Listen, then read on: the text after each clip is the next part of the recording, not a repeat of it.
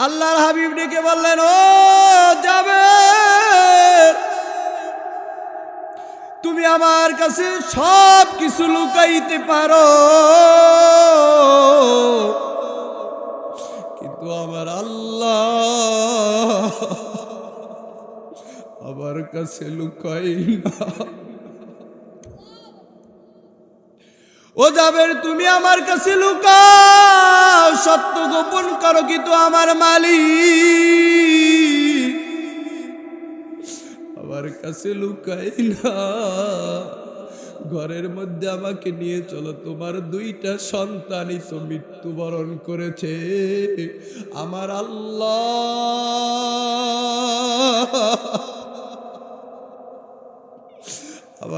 এই মুহূর্তে আমাকে জানায় দিয়েছেন জিবরাইলের মাধ্যমে, নবী, জাবেরের দুইটা সন্তান মারা গেছে, তাদেরকে জীবিত করে আপনি খাবার আল্লাহর হাবিব বললেন, জাবের, কই তোমার সন্তান? ওই জায়গায় নিয়ে চলো। আল্লাহর হাবিব কি ঘরের মধ্যে ঢুকাইয়া চাদরটা সরাইয়া আল্লাহর হাবিবকে দেখাইলেন। আল্লাহর হাবিবের চোখ মোবারক দিয়ে পানি পড়ার পরে আল্লাহ তাআলা জিবরাইলের মাধ্যমে জানায় দিলেন, আল্লাহর হাবিব যেন দুইটা হাত লম্বা করে দেয়, আর জাবেরের দুইটা সন্তানকে যদি ডাক দেয়, আমি আল্লাহ আমার রহমাতুল লিল আলামিন নবীর উসিলায় ওই সন্তান দুইটাকে জীবিত করে আল্লাহর হাবিবের কাছে পাঠায় দেব। বলিন আল্লাহু আকবার। আল্লাহর হাবিব ঘরের ভিতরে ঢুকে তার দুইটা হাত মুবারককে প্রসারিত করে দিয়া বললেন, ও জাবেরের দুই সন্তান, আসো আসো আমার বুকে আসো, তোমাদের ছাড়া আমি খাবার খাবো না। ডাক দেওয়ার সাথে সাথে আমার আল্লাহ সন্তান দুইটাকে জীবিত করে আল্লাহর হাবিবের কোল মুবারকে পাঠায় দিলেন। বলেন আল্লাহু আকবার। আল্লাহর হাবিব সাল্লাল্লাহু আলাইহি ওয়াসাল্লাম মদিনার মধ্যে কাফেরদের পক্ষ থেকে ঘোষণা আসলো, ও মুহাম্মদ, আমরা তোমাদের সাথে যুদ্ধ করব, তোমরা যুদ্ধের জন্য প্রস্তুতি গ্রহণ করো। মুসলমানের তখন সৈন্য সংখ্যা হলো 2.5 থেকে 3,000, আর কাফেরেরা 10,000 সৈন্য নিয়ে মুসলমানদের সাথে যুদ্ধ করবে। আল্লাহর হাবিব সাল্লাল্লাহু আলাইহি ওয়াসাল্লাম সাহাবীদেরকে নিয়ে পরামর্শ বসলেন। ওই যুদ্ধের নাম হলো খন্দকের যুদ্ধ। কিসের যুদ্ধ? খন্দকের যুদ্ধ। এই যুদ্ধে সাহাবীদেরকে নিয়ে বসলেন। ওই সাহাবীদের মধ্যে একজন বয়োবৃদ্ধ সাহাবী ছিল, যেই সাহাবীর নাম হলো হযরতে সালমান ফারসি রাদিয়াল্লাহু তাআলা আনহু। সালমান ফারসি রাদিয়াল্লাহু তাআলা আনহু পরামর্শ দিলেন, ইয়া রাসূলুল্লাহ, ইয়া হাবিবাল্লাহ, এই যুদ্ধে আমাদেরকে আল্লাহ তাআলা বিজয়ী করবেন। আমরা এই নগরীর চতুর্পাশে একটা খাল খনন করি, পরিখা খনন করি। আল্লাহর হাবিবের কাছে এই পরামর্শটা খুব পছন্দ হলো। আল্লাহর হাবিব অ্যাকসেপ্ট করলেন। বলেন আল্লাহু আকবার। এরপরে বললেন, তোমার পরামর্শটা ঠিক আছে। পরামর্শ দেওয়ার পরে সাহাবীদেরকে বললেন, প্রস্তুতি গ্রহণ করো, আগামীকালকে থেকে আমরা পরীক্ষা খনন করব। এখন পরীক্ষা খনন কিভাবে হবে? রোড মার্কিং করে দিলেন। তিনি একে দিলেন যে পাশে হবে 20 হাত আর গভীরতা হবে 20 হাত, এইভাবে করে পুরো নগরীর চতুর্পাশে পরীক্ষা খনন করো। সাহাবীদেরকে নিয়ে যখন পরীক্ষা খননের কাজ শুরু করলেন, সকল প্রান্ত থেকে খাবার মজুত করে রাখলেন।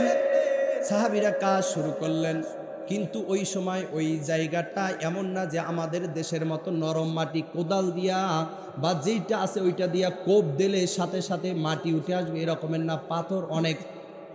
সাহাবীরা কোদাল দিয়া কোপ দেয়, টুকরি দিয়া এরপরে উঠায়, কিন্তু ওইটা আবার চলে আসে। অনেক কষ্ট। তাপমাত্রা আমাদের দেশে যে রকমের, এর চেয়েও অনেক বেশি তাপমাত্রা। শরীর থেকে ঘাম টপ টপ করে পড়ে। কাজ শুরু হয়ে গেল। 3 বেলা আল্লাহ হাবিব সাল্লাল্লাহু আলাইহি সাল্লাম 3-3টা করে খেজুর দেয়। সকল সাহাবীরা এই খেজুরগুলা খায়। খাইতে খাইতে যখন কাজের দিন বাড়ে, আর খাবার কমে, এরপরে 3 বেলায় 3টা, এরপরে 2 বেলায় 2টা, এরপরে 1 বেলায় 1টা, আর নাই, খাবার নাই। কিন্তু আল্লাহর হাবিব 3 দিন আগেই খাবার বন্ধ করে দিলেন, বলেন আল্লাহু আকবার। কয়দিন আগে? 3 দিন আগে আল্লাহর হাবিব খাবার বন্ধ করে দিল। এরপরে আল্লাহর হাবিব সাহাবীদের সাথে কাজ চালায় যাইতেছে, কারণ আল্লাহর হাবিব চিন্তা করতেছেন আমি যদি কাজ বন্ধ করে দেই তাহলে সাহাবীরা দুর্বল হয়ে পড়বে। কিন্তু সাহাবীরাও তো খাবার পায় না, খাবার শেষ, কিন্তু তারা একবারের জন্য উঠে যায় না। আর আমাদের দেশে মানুষ আছে, কোনো কিছু হইলি খাবার আগে কাজ পরে, কথা বলেন ঠিক কিনা? আমাদের বরিশালে দেখবেন, আপনাদের দেশে আসলে ভালো লাগে, যেটা হলো কোরআনের দেশ, কথা বলেন ঠিক কিনা? এই পেকুয়া হলো একটা কোরআনের ঘাঁটি। এই পেকুয়ায় অনেক বেশি কোরআনের কথা হয়, এবং এই মানুষগুলো হলো কোরআনের মানুষ, কথা বলেন ঠিক কিনা? এরা কোরআনকে ভালোবাসে। আর আমাদের বরিশালে অনেকাংশে দেখবেন যে তবাররুক না দিলে মানুষ একজনও খুঁজে পাইবেন না, যে হুজুর মাহফিল হইবে, তাবারক আছে।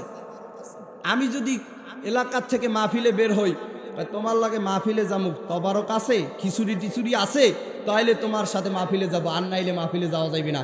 খিচুড়ি না খাইলে মাহফিল জমে না, এই রকমের অবস্থা। কিন্তু আলহামদুলিল্লাহ এই সকল ছেলে এইটা নাই। তবে আবার সিলেটে আছে, 2 বার খিচুড়ি দেয়। আমরা সিলেটে যাই, সকাল 10টায় মাহফিল শুরু হয়, 4টার পরে আখিরি মোনাজাত, এরপর ওই সময় ওরা বলে সিন্নি, কি বলে? সিন্নি। এই সিন্নি দেয়। এরপরে আবার ওই সিন্নি টিন্নি খাইয়া একটু শক্ত হইয়া মাগরিবের পরে একটু ঘুরে ফিরে তারপরে 8টা 9টায় আসে, এরপরে শুরু হয় রাত 12টার সময় আবার সিন্নি দেয়। কিন্তু আমাদের তো এই সিন্নির আয়োজন নাই, আছে? আমাদের এই সিন্নির আয়োজন নাই। তো যাই হোক, সাহাবীরা কাজ ফেলে যায় না। আল্লাহর হাবিব কাজ করতেছে, একটা টুকরির ভিতরে কিছু মাটি পাথর রাখলেন। আল্লাহর হাবিব এটাকে জাগাইতে গেলেন, যাওয়ার সাথে সাথে আল্লাহর হাবিব পড়ে গেলেন। পড়ে যাওয়ার পরে তার জামাটা সরে পেট মোবারকটা বের হয়ে গেল। একজন সাহাবী হযরত জাবের রাদিয়াল্লাহু তাআলা আনহু ওটা দেখলেন যে তার পেটের ভিতরে পাথর বাঁধা, বলেন আল্লাহু আকবার। আল্লাহর হাবিবের সাহাবী হযরতে জাবের দৌড় দিয়া আল্লাহর হাবিবের কাছে গিয়া বললেন, ইয়া রাসূলুল্লাহ, ইয়া হাবিবাল্লাহ, আপনি পড়ে গেলেন কেমনে? চেহারা মোবারকের দিকে তাকায় দেখলেন আল্লাহর হাবিবের চেহারাটা শুকায়া, মুখটা শুকায় গেছে। জিজ্ঞাসা করলেন, ইয়া রাসূলুল্লাহ, ইয়া হাবিবাল্লাহ, আপনার অবস্থাটা এরকমের কেন? আল্লাহর হাবিব বললেন, ও জাবের, আমি 3 দিন পর্যন্ত না খাওয়া, তারপরও কাজ চালায় যাইতেছি, আমার কিছু হয় নাই, তুমি আমার হাতটা ধরে আমাকে জাগায় দাও। বলেন আল্লাহু আকবার। জাগায় দেওয়ার পরে বললেন, আল্লাহর হাবিব, আপনার কাছে আমি একটু অনুমতি চাই। অনুমতিটা হলো আপনি আমাকে অনুমতি দেন একটু বাড়িতে যাওয়ার, কিছু সময়ের জন্য ছুটি দেন। ছুটি দেওয়ার সাথে সাথে দৌড় দিয়ে বাড়িতে গেলেন, স্ত্রীকে ডাক দিলেন, ডেকে বললেন, ও প্রিয়তমা স্ত্রী, আমার ঘরের ভিতরে কি আছে? আজকে সুযোগ পেয়েছি আমার হাবিবকে আমার বাড়িতে মেহমান বানাবো, বলেন আল্লাহু আকবার। স্ত্রী বললেন, ও প্রাণের স্বামী, বাড়ির ভিতরে শুধু একটা ছোট বকরি আছে, যেই বকরিটা জবাই করলে 3-4 জনার বা 4-5 জনার খাবার হবে, গোস্ত হবে। বললেন, ওটাকেই জবাই দি, চলো। ছাদের উপরে নিয়ে স্বামী স্ত্রী মিলে জবাই করলেন। বাজার থেকে কিছু আটা এনে দিলেন, ময়দা এনে দিলেন, বললেন, এটা আল্লাহর হাবিবের জন্য রুটি বানাও। আর শোনো, আমি আল্লাহর হাবিবকে দাওয়াত করে আসি, আর তুমি রান্নার জন্য যেই রকমের পারদর্শী, যতটা অভিজ্ঞতা অর্জন করেছ, যতটা তোমার অভিজ্ঞতা আছে, সেই সকল অভিজ্ঞতা দিয়ে আজকে আল্লাহর হাবিবের জন্য এই গোস্তগুলা রান্না করবা আর রুটি বানাবা। আমি আল্লাহর হাবিবকে দাওয়াত দিয়ে আসি, এরপরে আমি তোমার সাথে কাজে সহযোগিতা করব। যখন রান্না হয়ে যাবে আমি আল্লাহর হাবিবকে নিয়ে আসবো, বলেন আল্লাহু আকবার। বকরিটা জবাই করে বাজার থেকে আটা নিয়ে আসে, রেখে গেলেন স্ত্রীর কাছে। এরপরে আল্লাহর হাবিবকে বলে আসলেন, ইয়া রাসূলুল্লাহ, ইয়া হাবিবাল্লাহ, আপনি সহ 4-5 জন সাহাবীর খাবার হবে, আজকে আয়োজন চলতেছে, আপনি আমার বাড়িতে যাবেন। এই কথা বলে ওই সাহাবী বাড়িতে এসে, হযরতে জাবের বাড়িতে এসে তিনি স্ত্রীর সাথে খাবার রান্নার তিনি সহযোগিতা করতেছে। আজকে আমরা অনেকে স্ত্রীর সাথে রান্নার সহযোগিতা করি না, বরং রান্নায় ভুল হইলে, রান্নায় ত্রুটি হইলে স্ত্রীর সাথে ঝগড়া করি। কথা বলেন ঠিক কিনা? ও যুবক ভাই, স্ত্রী রান্না করতে গিয়া ব্যস্ততায় লবণ বেশি দিয়েছে বা কম দিয়েছে, ঝাল বেশি হয়েছে কম হয়েছে, স্ত্রীর সাথে ঝগড়াঝাটি করবা না। সময় পাইলে তুমি একটু স্ত্রীর সাথে সহযোগিতা করবা, এটা আল্লাহর হাবিবের সুন্নাত। কথা বলেন ঠিক কিনা? কিন্তু আবার অনেক স্ত্রীরা আছে স্বামীরে এমন জানটি মারে, 4-5 হাত দূরে এমনি সব সময় থাকে। কথা বলেন ঠিক কিনা? মা বোনরা, এটাও করা যাবে না। রান্না প্রস্তুত হয়ে গেল, এইবার আল্লাহর হাবিবের কাছে গেল, বললেন চলেন। আল্লাহর হাবিব বললেন, ও সাহাবী, আমি তো একা যেতে পারবো না। সাহাবী কত? 2.5 থেকে 3,000। কত? 2.5 থেকে 3,000। এখন আল্লাহর হাবিব কি একা যাইতে পারে? 4-5 জন নিয়ে যাইতে পারে? পারে না। বললেন শোনো, তাহলে তুমি যাও, গিয়া তাহলে উপদেশ আছে, যেই গোস্তের পাতিলটা, এটার উপরে একটা ঢাকনা দাও, রুটির পাতিলটার উপরে ঢাকনা দাও। বলেন আল্লাহু আকবার। দেওয়ার পরে তুমি ওটাকে এভাবে ঢেকে রাখবা, কেউ যেন স্পর্শ করে না, কেউ হাত দেয় না। আমি এসে ওটা স্পর্শ করবা, হাত দেব। এরপর আল্লাহর হাবিব গেলেন, আর 3,000 সাহাবী সব গেলেন। এখন জাবেরের স্ত্রী একটু ফাঁক করে দেখতেছেন, দাওয়াত দিলাম আল্লাহর হাবিবকে, খাওয়াবো, আল্লাহর হাবিবকে তৃপ্তি সহকারে, 3,000 সাহাবী আসলো, এত খাবার কোথায় পাবো? বলেন আল্লাহু আকবার। কেমনে এত খাবার দেব? এরপরে আল্লাহর হাবিব বললেন, ও সাহাবীরা, তোমরা সবাই কাতার দিয়ে বসে যাও। আর কিছু স্বেচ্ছাসেবক ভলান্টিয়ার নিযুক্ত করলেন যে তোমরা এই খাবারগুলো পরিবেশন করবা। খাবারের এক পাশে আল্লাহর হাবিব বসে বিসমিল্লাহ বলে, আল্লাহর হাবিব একটা রুটি আর একটু গোস্ত দেয়, আর বলে এটাকে পাস করো। কি করো? পাস করো। একজন একজন দিতে দিতে সব সাহাবীদেরকে দেওয়া। এবার বললেন, জাবের আর কেউ বাকি আছে? বললেন, ইয়া রাসূলুল্লাহ, ফাতেমা আছে, আহলে বাইত আছে। কয় দাও। কয় এরপর বাকি আছে? কয় আমার ঘরে স্ত্রী আছে। কয় দাও। বললেন এরপর বাকি আছে? বললে যে আপনি আর আমি আছি। কয় তাহলে বসো। এইবার আল্লাহর হাবিব এবং জাবের রাদিয়াল্লাহু বসলেন। বসে রুটিতে গোস্ত নিলেন, এক কোণা দিয়ে রুটি ছাড়লেন।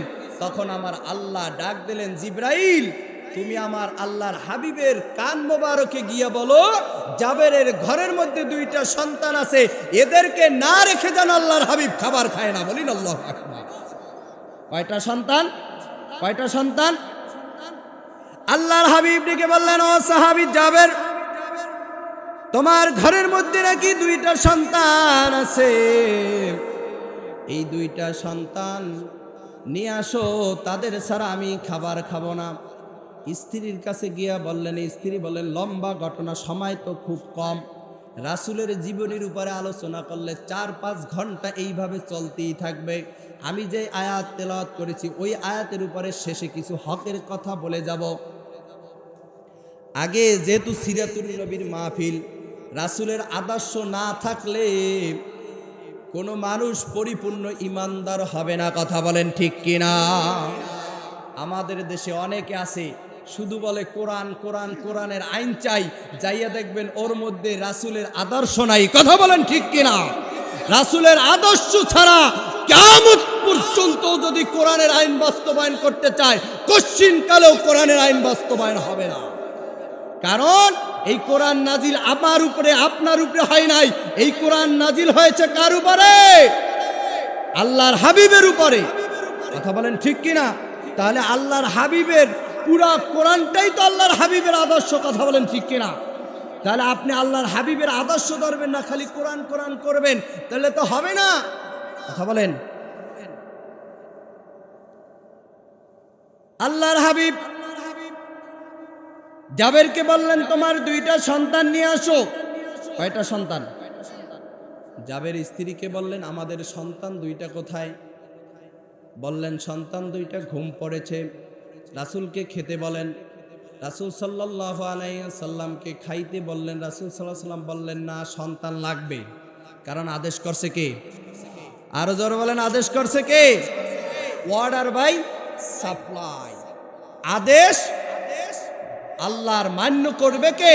আল্লাহর হাবিব। কথা বলেন ঠিক কিনা? এক চুল পরিমাণও এদিক সেদিক যাওয়ার কোনো সুযোগ নাই। আছে? তারা যে রিসালাত পেয়েছে, তারা আল্লাহকে ভয় করে এই রিসালাতের দায়িত্ব পালন করেছে। আল্লাহ বললেন, আল্লাযীনা ইউবাল্লিগুনা রিসালাতিল্লাহি ওয়া ইয়াখশাউনাহু ওয়া লা ইয়াখশাউনা আহাদান ইল্লাল্লাহ ওয়া কাফা বিল্লাহি হাসিবা। বলেন আল্লাহু আকবার। যারা রিসালাতের দায়িত্ব পেয়েছে তারা আল্লাহকে ভয় করে, এক আল্লাহর কে ভয় করে, তার তাওহীদ এবং তার যে দেওয়া দায়িত্ব, রিসালাতের দায়িত্ব পালন করেছেন। আল্লাহ তাআলাই হলো হিসাব গ্রহণে যথেষ্ট। কথা বলেন ঠিক কিনা? বললেন, না, হবে না, তোমার সন্তান দুইটা লাগবে। কয়টা সন্তান? দুইটা সন্তান, এটা লাগবেই, তুমি নিয়ে আসো। লম্বা ঘটনা, সময় যেহেতু কম, এই জন্য সংক্ষেপ করে বলে শেষ করে দিচ্ছি। যে বলতেছেন, স্বামী, আল্লাহর হাবিব তো আমাদের সন্তান দুইটা ছাড়া খাবে না, তবে আমার সাথে একটা আপনি ওয়াদা দেন যে আমি যদি ধৈর্য ধারণ করে থাকতে পারি, আপনি কি থাকতে পারবেন কিনা? বললেন, বলো ঘটনা কি? আমিও পারবো। তখন ঘরের একটা কোনায় ওই সন্তান দুইটা শোয়ানো, উপর দিয়ে একটা চাদর দেওয়া, চাদরটা টান দিয়ে বের করে জাবের দেখতে পাইতেছে একটা সন্তানের গলা কাটা, আর একটা সন্তানের মাথা ফেটে ঘিলুগুলা বের হয়ে দোনোটা সন্তানই মৃত্যু। বলেন আল্লাহু আকবার।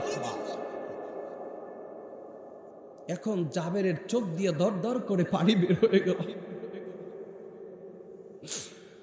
বলতেছে, এই রকমের অবস্থা কেমনে হইল? শোনেন, আমরা যখন একটা বকরি ছাদে উঠাইয়া জবাই করলাম, তখন আমাদের এই সন্তান দুইটা ওই ছাদে গিয়ে দেখলেন যে বকরি জবাই। এক ভাই আর এক ভাইকে বলতেছে, বকরি কেমনে জবাই করে, কেমনে বকরি জবাই করে? তখন বড় ভাই বলতেছে যে বকরিটাকে শোয়ায়, তারপরে চাকুটা গলায় চালায়। ছোট ভাই বলতেছে, তাহলে আমি একটু দেখব। বড় ভাই বললে, তাহলে তুমি শুয়ে পড়ো। ছোট ভাই যখন শুয়ে পড়লেন, তখন বড় ভাই তার চাকুটা গলায় চালায় দিলেন। চালায় দেওয়ার পরে রক্ত বের হয়ে গেল, গলাটা কেটে গেল। এখন কি ছোট ভাই আছে? মারা গেছে। এখন বড় ভাই তো আশ্চর্য হয়ে গেল যে আমি ভাইকে মেরে ফেললাম। তখন ওই জাবেরের স্ত্রী, তিনি দীর্ঘ সময় সন্তানদেরকে না দেখে খুঁজতে খুঁজতে ছাদের উপরে উঠে দেখতেছে ওই অবস্থা। তখন তিনি সামনে অগ্রসর হয়ে বড় ছেলেটাকে ধরতে চাইলেন। বড় ছেলেটা মনে করলো, যদি আমাকে ধরে তাহলে তো আমাকে মেরে ফেলবে। দৌড় দিয়ে তিনি বিল্ডিং থেকে পড়ে নিচে ইটের সাথে বা পাথরের সাথে আঘাত পেয়ে তার মাথাটা ফেটে ঘিলু বের হয়ে বড় ছেলেটাও চলে গেছে। বলেন আল্লাহ।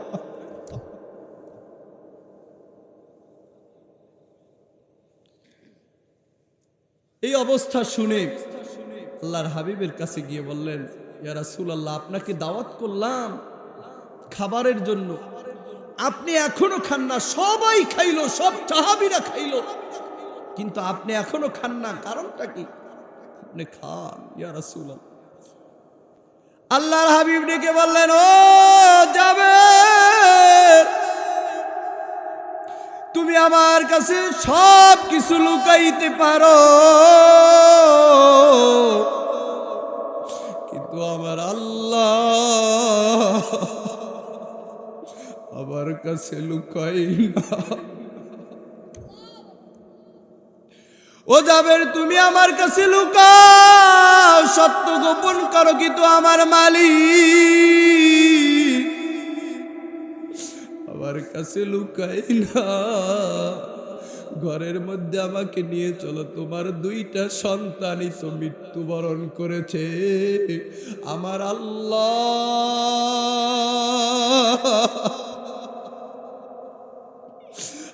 আল্লাহ এই মুহূর্তে আমাকে জানায় দিয়েছেন জিবরাইলের মাধ্যমে, নবী জাবেরের দুইটা সন্তান মারা গেছে, তাদেরকে জীবিত করে আপনি খাবার আল্লাহর হাবিব বললেন, জাবের কই তোমার সন্তান? ওই জায়গায় নিয়ে চলো। আল্লাহর হাবিব কি ঘরের মধ্যে ঢুকাইয়া চাদরটা সরাইয়া আল্লাহর হাবিবকে দেখাইলেন। আল্লাহর হাবিবের চোখ মুবারক দিয়ে পানি পড়ার পরে আল্লাহ তাআলা জিবরাইলের মাধ্যমে জানায় দিলেন, আল্লাহর হাবিব যেন দুইটা হাত লম্বা করে দেয়, আর জাবেরের দুইটা সন্তানকে যদি ডাক দেয়, আমি আল্লাহ আমার রহমাতুল লিল আলামিন নবীর উসিলায় ওই সন্তান দুইটাকে জীবিত করে আল্লাহর হাবিবের কাছে পাঠায় দেব। বলিন আল্লাহু আকবার। আল্লাহর হাবিব ঘরের ভিতরে ঢুকে তার দুইটা হাত মুবারককে প্রসারিত করে দিয়া বললেন, ও দুই জাবেরের দুই সন্তান, আসো আসো আমার বুকে আসো, তোমাদের ছাড়া আমি খাবার খাবো না। ডাক দেওয়ার সাথে সাথে আমার আল্লাহ সন্তান দুইটাকে জীবিত করে আল্লাহর হাবিবের কোল মুবারকে পাঠায় দিলেন। বলেন আল্লাহু আকবার। সেই রাহমাতুল লিল আলামিন নবীর উম্মত আমরা, কথা বলেন ঠিক কিনা?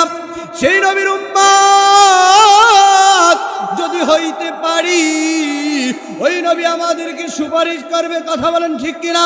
তিনি কেমন নবী? তিনি একজন ন্যায়পরায়ণ, হক পালন করা, সঠিক বিচার কার্য পরিচালনা করা একজন নবী। কথা বলেন ঠিক কিনা? আল্লাহর হাবিব যখন দ্বীনের দাওয়াত প্রাপ্ত হলো, কোরআন এক এক আয়াত করে যখন নাজিল করা শুরু করল, এই আয়াতগুলা নাজিল হওয়ার পরে আবু জাহেল মক্কার বিখ্যাত কবিকে বল যে, শোনো, মুহাম্মদ যে মুখ দিয়া কিছু কথা বলে, এইগুলা তো আমার মনে হয় ওর জাদু। এখন তুমি একটু পরীক্ষা করো, তুমি তো মক্কার বিখ্যাত কবি। এরপরেই মক্কার বিখ্যাত কবি আল্লাহর হাবিবের ঘরের কাছে গিয়া শুনতেছে আল্লাহর হাবিব সাল্লাল্লাহু আলাইহি ওয়াসাল্লাম সূরা নাহলের 90 নম্বর আয়াত তেলাওয়াত করতেছে, যে আয়াতের ভিতরে আল্লাহ তাআলা বলে দিলেন, ইন্নাল্লাহা ইয়া'মুরু বিল আদলি ওয়াল ইহসান ওয়া ইতা'i যিল কুরবা ওয়া ইয়ানহা আনিল ফাহশাই ওয়াল মুনকারি ওয়াল বাগই ওয়া ইয়া'iযুকুম লা'আল্লাকুম তাযাক্কারুন। কত চমৎকার আদেশ! এই আয়াতটা শোনার পরে মক্কার বিখ্যাত কবি আবু জাহেলের কাছে গিয়া বললেন, আপনি যে বলতেছেন মুহাম্মদ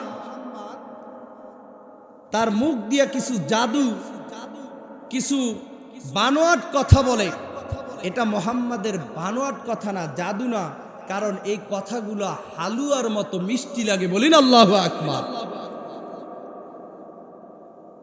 যে আয়াতটা মক্কার বিখ্যাত কবি শুনলেন,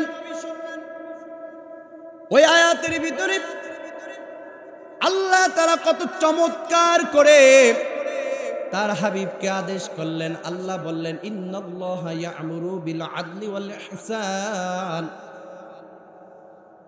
আল্লাহ তাআলা আপনাকে আদেশ দিতেছেন ইহসানের, ন্যায় পরায়ণতার, ওয়া ইতা'i যিল কুরবা ওয়া ইয়ানহা আনিল ফাহশাই ওয়াল মুনকার, এবং আত্মীয়তার হক দানের জন্য, অশ্লীলতা খারাপ থেকে ফিরার জন্য, এগুলা কি ভালো আদেশ না খারাপ আদেশ? কথা বলেন, ভালো আদেশ না খারাপ আদেশ? কিন্তু এগুলা তো কোনো মানুষের আদেশ হতে পারে না। আজকে দেখবেন এই তামাম বিশ্বের মধ্যে যারা মানবতার কথা বলে, যারা ন্যায়পরায়ণতার কথা বলে, ওদের কাছেই মানবতা নাই। কথা বলেন ঠিক কিনা? আজকে 195টা রাষ্ট্র নিয়ে জাতিসংঘ প্রতিষ্ঠা হল। আমাদের পাশের দেশ মায়ানমারে আমাদের মুসলমান রোহিঙ্গাদের হাজার হাজার রোহিঙ্গাদেরকে মেরে আমাদের দেশে পাঠিয়ে দিল। এই কক্সবাজারেই তো রোহিঙ্গাদের আবাসস্থল। কথা বলেন ঠিক কিনা?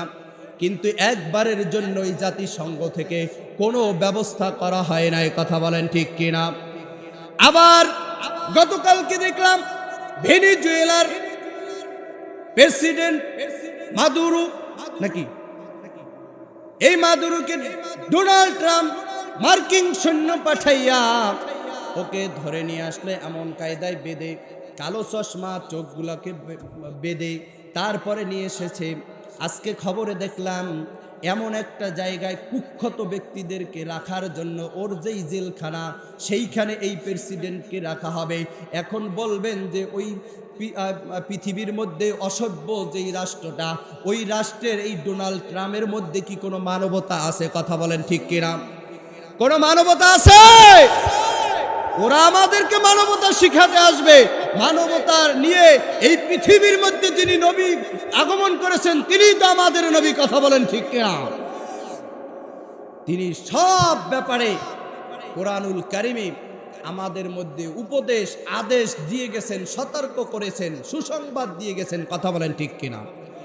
আল্লাহ রাব্বুল আলামিন সূরা আহজাবের ভিতরে জানায় দিলেন, ইয়া আইয়ুহান নাবিয়্যু ইন্না আরসালনাকা শাহিদাও ওয়া মুবাশশিরাও ওয়া নাযীরা।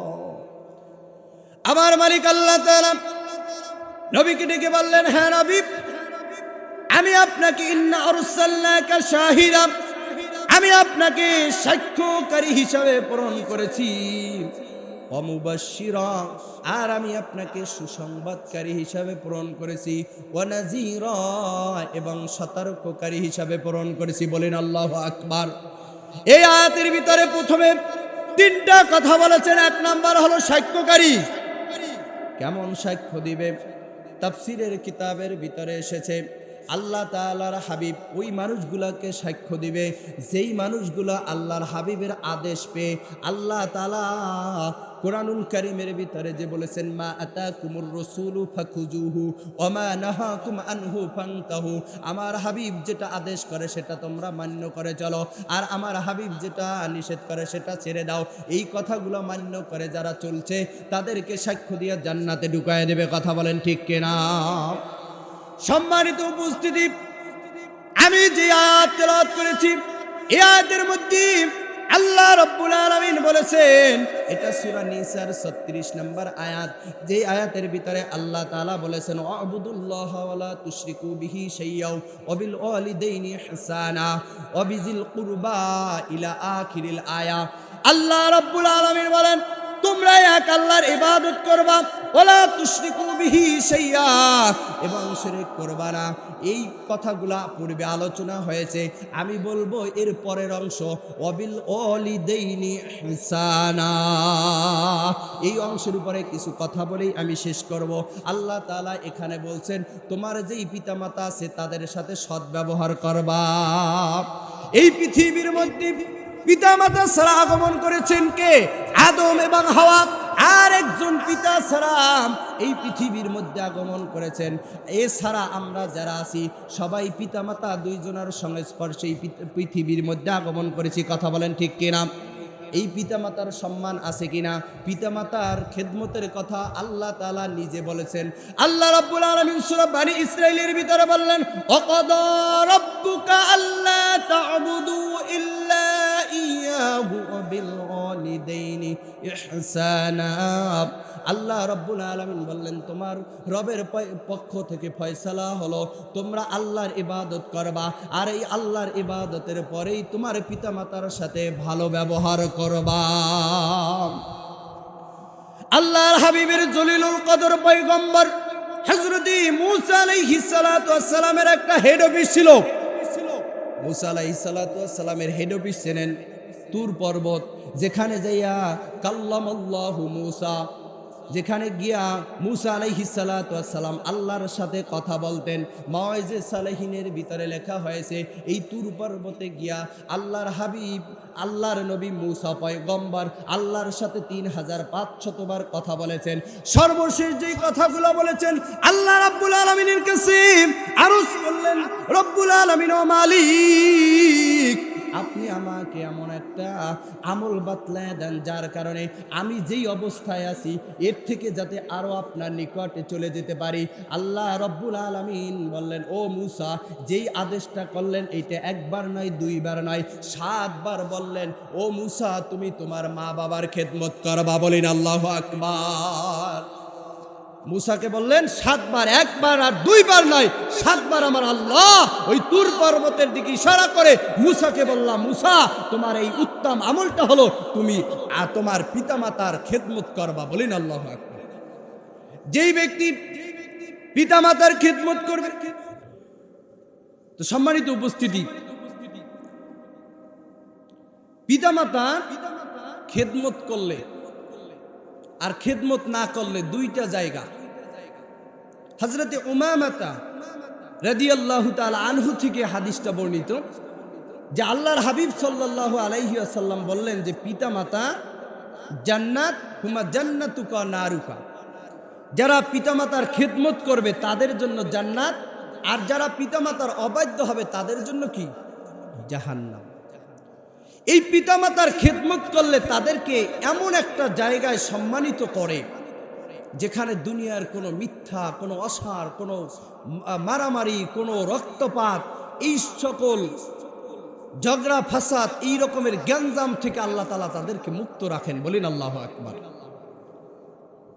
সুলাইমান আলাইহিস সালাতু ওয়াস সালামের জামানায় সুলাইমান আলাইহিস সালাম একটা সাগরের উপর দিয়ে যাচ্ছেন। হঠাৎ করে দেখতে পাইতেছেন প্রচুর পরিমাণে বাতাস। তার যেই বাহনটা এটাকে থামাইলেন, আদেশ করলেন তার জিন, তার বাহিনীকে গভীর সমুদ্রের মধ্যে গিয়ে দেখতে পাইলেন একটা ঘর। আদেশ করলেন ওটাকে নিয়ে এসো, ঘরটার একটা মাত্র দরজা। আনার পরে দরজাটা খুলে দেখতে পাইতেছেন একটা লোক ওটার মধ্যে সিজদারত অবস্থায়। এরপরে বলতেছেন, ডাক দেওয়ার পর উনি মাথা উত্তোলন করে বললেন, তুমি এখানে কেন? বললেন যে আমি আমার মাকে খুব ভালোবাসতাম। আমার মা, লম্বা ঘটনা, আমার মা মৃত্যুবরণ করার পরে আমি একদিন এই সাগরের পাড়ে আসলাম। হঠাৎ করে একটা বাতাস এসে আমাকে এই সাগরের মধ্যে ডুবাইয়ে দিল। তারপরে এই ঘরটার ভিতরে আমি ঢুকে আছি। আমার যখন খাবারের প্রয়োজন হয়, যখন যা খাবার ইচ্ছা করি, তখন সেই খাবার আমার কাছে চলে আসে। বলেন আল্লাহু আকবার। আমার যদি মনে চায় চিংড়ি মাছ খাবো, ইলিশ মাছ খাবো, গোস্ত খাবো, মধু খাবো, অমুক খাবো, সমুক খাবো, সব কিছু আমার কাছে চলে আসে। বলেন আল্লাহু আকবার। এখন বললেন যে এই ঘটনা কত বছর আগে? বললেন আমি ওইভাবে বিস্তারিত বলতে পারবো না, তবে আমার একটা ধারণা আছে ওই সময়টা ছিল হযরতে ইব্রাহিম আলাইহিস সালাতু ওয়াস সালামের জামানা। বলেন আল্লাহু আকবার। হযরতে সুলাইমান আলাইহিস সালাম হিসাব করে দেখলেন এই ঘটনা 2000 বছর পূর্বে। বললেন তাহলে তুমি কি ওই ঘরের ভিতরে থাকবা না বের হয়ে যাবা? বললেন আমি ওই ঘরের ভিতরেই থাকবো, কারণ দুনিয়ার মধ্যে যেই রক্তপাত, মারামারি, কাটাকাটি, এটা আমি চাই না, ওখানেই আমি ভালো আছি। বলেন আল্লাহু আকবার। এই রকমের উত্তম একটা পরিবেশে ঢুকায় দেওয়ার কারণ হলো তার পিতামাতার খেদমত করা। কথা বলেন ঠিক কিনা? পিতামাতার খেদমতের ব্যাপারে আল্লাহর নির্দেশ এবং রাসূলের হাদিস, অনেক ঘটনা বললে অনেক সময় লাগবে, যেহেতু ভাই চলে এসেছে এই জন্য আমি আর আমার আলোচনা দীর্ঘ করলাম না। আপনারা কষ্ট পাইছেন, অধৈর্য হয়েছেন, আপনারা ধৈর্য ধারণ করে আমার প্রিয় ভাই যতক্ষণ আলোচনা করে আপনারা শুনবেন। সর্বশেষ কথা হলো রাসূলের আদর্শ মান্য করে, রাসূলের সুন্নাতগুলা পালন করে এবং পিতামাতার খেদমত, আত্মীয় স্বজনের হক এগুলো আমরা দিব। আজকে পিতামাতার খেদমত করলে আল্লাহ সম্মান বাড়ায় দেয়, কথা বলেন ঠিক কিনা? আমরা এই আলোচনা দিয়া যতটুকু বুঝতে পারলাম সেই বিষয়ে আমরা আমল করব।